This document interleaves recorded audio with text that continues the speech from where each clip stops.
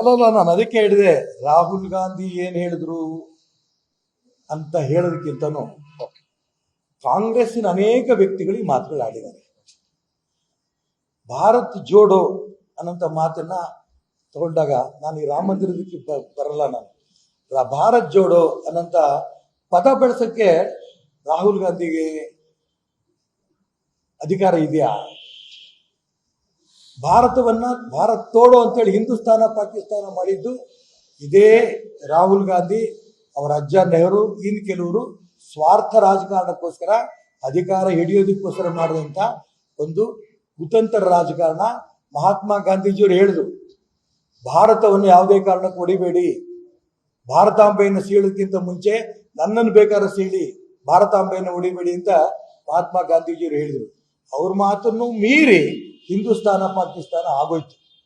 ಇದಕ್ಕೆ ಪ್ರಮುಖವಾದ ಕಾರಣ ರಾಹುಲ್ ಗಾಂಧಿಯವರ ರಕ್ತದಲ್ಲಿರೋಂಥ ನೆಹರು ಕುಟುಂಬದ ರಕ್ತ. ಅದಕ್ಕೋಸ್ಕರ ಭಾರತ್ ಜೋಡೋ ಅಂತ ಅನ್ಕೊಂಡು ಬಾಯಲ್ಲಿ ಹಿಡ್ಕೊಂಡು ಹೊರಟ್ರೆ ಆಗಲ್ಲ.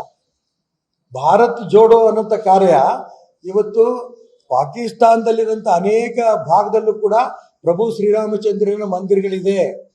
ಈ ದೇಶದ ಅನೇಕ ದೇವಸ್ಥಾನಗಳು ಅಲ್ಲಿದೆ. ಅಲ್ಲಿರೋಂಥ ಹಿಂದೂಗಳು ಕೂಡ ಈ ದೇಶಕ್ಕೆ ವಾಪಸ್ ಓಡಿಸಿದ್ದಾರೆ. ಅನೇಕರು ಮತಾಂತರ ಮಾಡಿದ್ದಾರೆ. ಅನೇಕರ ಹೆಣ್ಣುಮಕ್ಕಳನ್ನ ಅತ್ಯಾಚಾರ ನಡೆದಿದೆ. ಇದೆಲ್ಲ ಕಣ್ಣು ಮುಂದೆನೆ ಕಾಂಗ್ರೆಸ್ನವ್ರಿಗೆ ಗೊತ್ತಿದ್ರೂ ಕೂಡ ರಾಜಕಾರಣಕ್ಕೋಸ್ಕರನೇ ಆ ಒಂದು ಭಾರತ್ ಜೋಡೋ ಅನ್ನೋದನ್ನ ಮಾಡ್ತಾ ಇದ್ದಾರಲ್ಲ, ಇದು ಗೊತ್ತಿದ್ದೂ ಮಾಡ್ತಾ ಇದ್ದಾರಲ್ಲ, ಇದು ಅನ್ಯಾಯ. ಇದು ನನಗೆ ಬೇಸರ.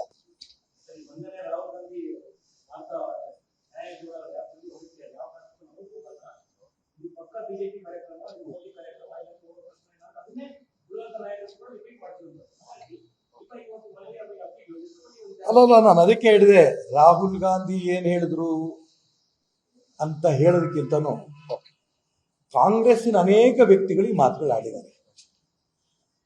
ಭಾರತ್ ಜೋಡೋ ಅನ್ನೋಂಥ ಮಾತನ್ನ ತಗೊಂಡಾಗ ನಾನು ಈ ರಾಮ ಮಂದಿರದಕ್ಕೆ ಬರಲ್ಲ. ನಾನು ಭಾರತ್ ಜೋಡೋ ಅನ್ನೋಂಥ ಪದ ಬಳಸಕ್ಕೆ ರಾಹುಲ್ ಗಾಂಧಿಗೆ ಅಧಿಕಾರ ಇದೆಯಾ?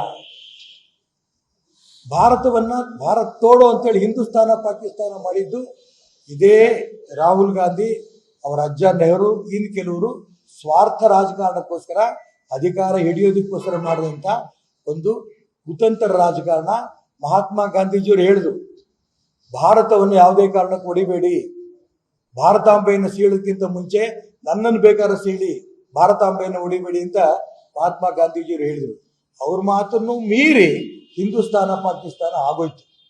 ಇದಕ್ಕೆ ಪ್ರಮುಖವಾದ ಕಾರಣ ರಾಹುಲ್ ಗಾಂಧಿಯವರ ರಕ್ತದಲ್ಲಿರೋಂಥ ನೆಹರು ಕುಟುಂಬದ ರಕ್ತ.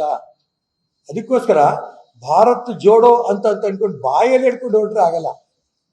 ಭಾರತ್ ಜೋಡೋ ಅನ್ನೋಂಥ ಕಾರ್ಯ ಇವತ್ತು ಪಾಕಿಸ್ತಾನದಲ್ಲಿರೋಂಥ ಅನೇಕ ಭಾಗದಲ್ಲೂ ಕೂಡ ಪ್ರಭು ಶ್ರೀರಾಮಚಂದ್ರನ ಮಂದಿರಗಳಿದೆ.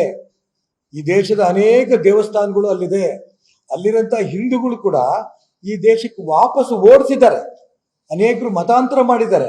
ಅನೇಕರ ಹೆಣ್ಣುಮಕ್ಕಳನ್ನ ಅತ್ಯಾಚಾರ ನಡೆದಿದೆ. ಇದೆಲ್ಲ ಕಣ್ಣು ಮುಂದೆನೆ ಕಾಂಗ್ರೆಸ್ನವ್ರಿಗೆ ಗೊತ್ತಿದ್ರೂ ಕೂಡ ರಾಜಕಾರಣಕ್ಕೋಸ್ಕರನೇ ಆ ಒಂದು ಭಾರತ್ ಜೋಡೋ ಅನ್ನೋದನ್ನ ಮಾಡ್ತಾ ಇದ್ದಾರಲ್ಲ, ಇದು ಗೊತ್ತಿದ್ದೂ ಮಾಡ್ತಾ ಇದ್ದಾರಲ್ಲ, ಇದು ಅನ್ಯಾಯ. ಇದು ನನಗೆ ಬೇಸರ. ಅನುಕ್ಷಣದ ಸುದ್ದಿಗಳಿಗಾಗಿ ವಿಸ್ತಾರ ನ್ಯೂಸ್ ಯೂಟ್ಯೂಬ್ ಚಾನೆಲ್ ಸಬ್ಸ್ಕ್ರೈಬ್ ಮಾಡಿ. ಹೊಸ ಸುದ್ದಿಗಳ ನೋಟಿಫಿಕೇಶನ್ಗಾಗಿ ಬೆಲ್ ಐಕಾನ್ ಕ್ಲಿಕ್ ಮಾಡಿ. ಲೇಟೆಸ್ಟ್ ಅಪ್ಡೇಟ್ಸ್ಗಾಗಿ www.vistaranews.com ವೆಬ್ಸೈಟ್ಗೆ ವಿಸಿಟ್ ಮಾಡಿ. ಅಂಗೈಯಲ್ಲೇ ಜಗತ್ತಿನ ಸುದ್ದಿ ತಿಳಿಯಲು ವಿಸ್ತಾರ ನ್ಯೂಸ್ ಕನ್ನಡ ಆಪ್ ಡೌನ್ಲೋಡ್ ಮಾಡಿ.